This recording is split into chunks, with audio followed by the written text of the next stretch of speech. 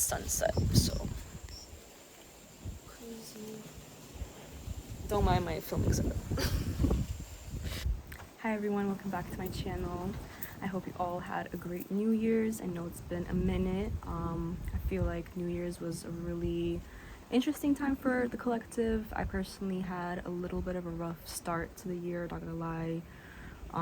Obviously I'm in a different location now, so I feel way better. I feel more recharged, more replenished. But I feel like the New Year's is just not the right time to be like setting resolutions. It's not really the right time to be like goal setting and planning for the year ahead, because let's be honest, we're in the dead of the winter.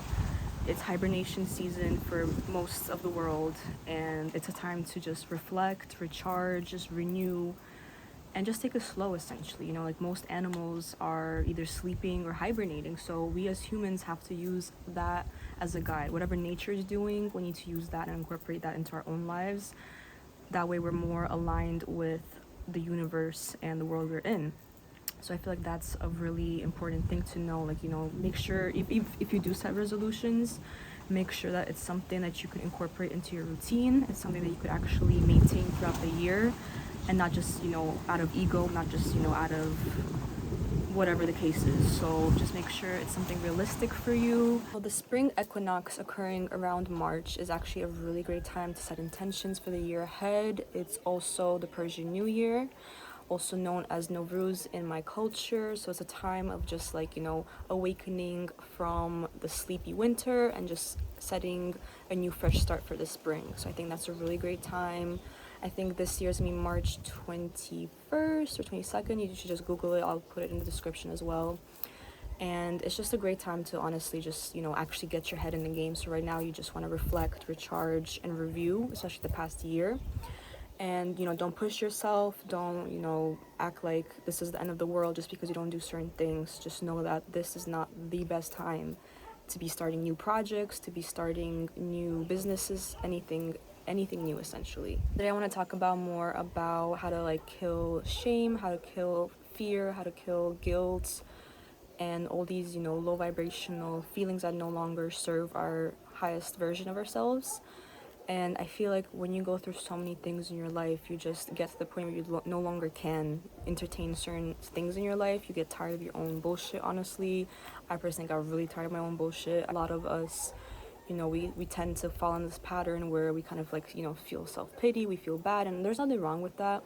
It's just don't let that feeling linger for too long. Like, fully feel it, fully reflect on it, fully understand it, get to the root cause of why you're feeling that way. And then once you do, create a solution or create a plan that you can actually figure out how to get out of that slump. And, you know, sometimes it takes weeks, sometimes it takes months. So just be very patient with yourself, be very careful. You don't want to overdo it, you don't want to overextend yourself either, because you want to maintain a sense of balance. Comparison mode, especially, a lot of us struggle, especially if we live in a capitalistic society. We know we love to compare ourselves to our peers. We love to compare ourselves to people, you know, double our age, people who had a very different childhood, a very different family dynamic, a very different society dynamic, come from different cultures, come from different worlds. And we love to compare ourselves, especially in the digital age, the social media age. You know, it's very easy to be like, okay, why don't I have this? Okay, why does this person have this? Why does this person have something that I want? What have I not been doing properly? And it's most likely either it's not your time yet, or you just haven't done the work for it, or you're just not there yet emotionally, physically, mentally. So you just have to make sure that you kind of focus in on your own personal journey and to stop comparing yourself to other people, because that just leads to more resentment and it actually holds you back. It actually prevents you from accomplishing whatever you want to accomplish, and it's just not useful. So try to get rid of this comparison mode, try to get rid of all the guilt, fear, shame, and trauma, because it's really hard to move forward when you can't let go of the past. I'm not saying to just let go of everything and forget everything. It's just certain things will keep you in the same loop. It will keep you in the same cycle, just like I've mentioned in previous videos. So you want to make sure you move forward into this new year very light on your feet, with a clear head, with a clear mind, with a clear conscience, and just let go. It's gonna be hard, but we have to let go. It also may be harder for most of us to let go, especially if you're a person of color, especially if you're a woman of color, because we tend to, as humans, pass down generational trauma. And when you are a woman especially, we carry a lot of those energies within our womb. A lot of it is passed down from our grandmas. So if you think about it, like, our egg was pretty much in our grandmother. So whatever your grandmother went through, you probably felt, you probably recognized, you probably have the same triggers, you have the same traumas. And that passes down from generation to generation, especially people of color, especially women of color. You know, we go through so much more in society compared to the rest of the population, and I think it's very important to be mindful of that. Intergenerational trauma is very real. I'll link a bunch of articles below just so you know how it works, and it's been scientifically proven that it literally is stored in our body. There's a book called The Body Keeps Score. I'll also link that below. Very important book, very eye-opening, very great introduction to what I'm talking about. Just to quickly summarize, and it's just very much real. So like, let's say you're stressed out and you feel like a lot of tension in your neck and shoulders. It's most likely because you're putting so much pressure on yourself. I went through a phase in my life where I was having constant chronic pain, costochondritis, which is basically like an inflammation of the sternum, which is like your rib cage right here, and it kind of radiates through the chest and goes on my back.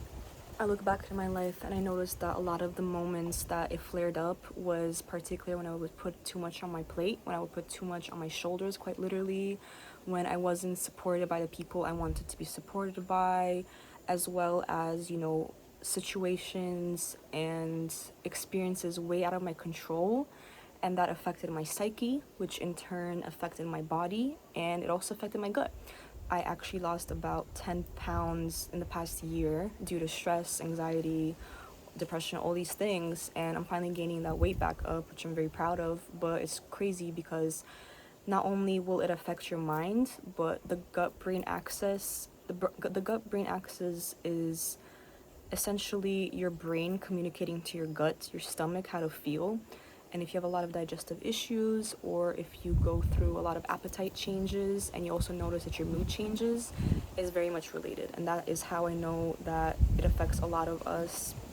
The gut-brain axis, I'll also link some articles below, is just very real. So be very mindful of that. Know that what is here most likely trickles down into your body, it trickles into your stomach, and it affects your mood, it affects your appetite, it affects so many things. So it's all connected.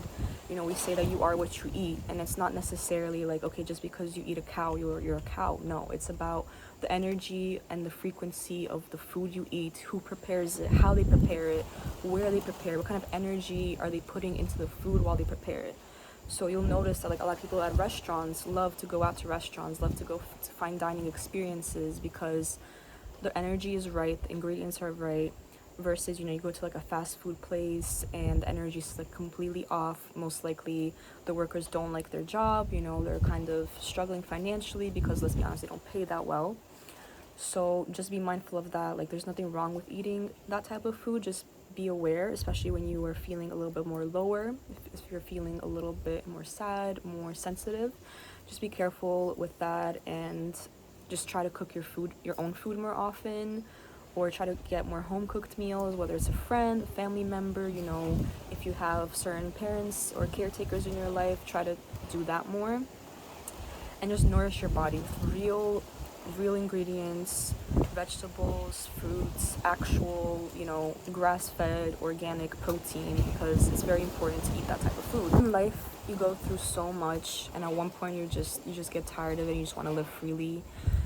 You get broken into pieces in order to really discover your true self and to just be your true authentic self, even if the people around you may not want that, even if they don't support you fully, even if they don't understand you or who you are, and they don't understand your lifestyle, they don't understand your mindset, they don't understand your individuality. And it's not for you to explain. It's not for you to explain and just, you know, go back and forth and try to reason with them, because let's be honest, people will just never understand. There are people who will understand and will be like, wow, that's amazing, like, you inspired me, or like, that's interesting, like, that's really cool.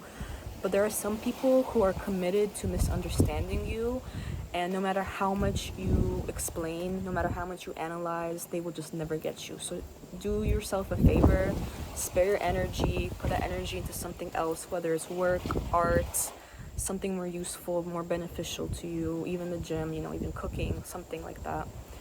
And just be very mindful of that. So I personally struggle a lot with the fear of being seen and the fear of being judged due to my childhood and society, culture, other environmental factors within my life. And it got to the point where I just got tired of just like performing for other people. I got tired of just, not being my true self. I got tired of hiding my identity, my orientation, and just it gets really old really quick. So you just have to put yourself out there. You just have to do it. You just try every day. It doesn't have to be perfect. It's not gonna be perfect the first few times. It's gonna take a few cuts, it's gonna take a few takes, but at the end of the day, you're gonna be so proud of yourself that you even did it in the first place. And you might even ask yourself like, oh my god, why didn't I do this sooner? So you have to really just let go of that, let go of what people think, because most people don't even like themselves, and most people don't even understand who they are on an individual level. And a lot of people like to project. So the projections that you hear from a lot of people are either personal triggers or personal insecurities. So half the time when people project at you is not necessarily you. It's just you triggering something within them that makes them feel like they have to, attack you or like put you down or shame you or belittle you in some way. It's like, oh, how come this girl gets to do this and I don't get to do it? So they just want to suppress you.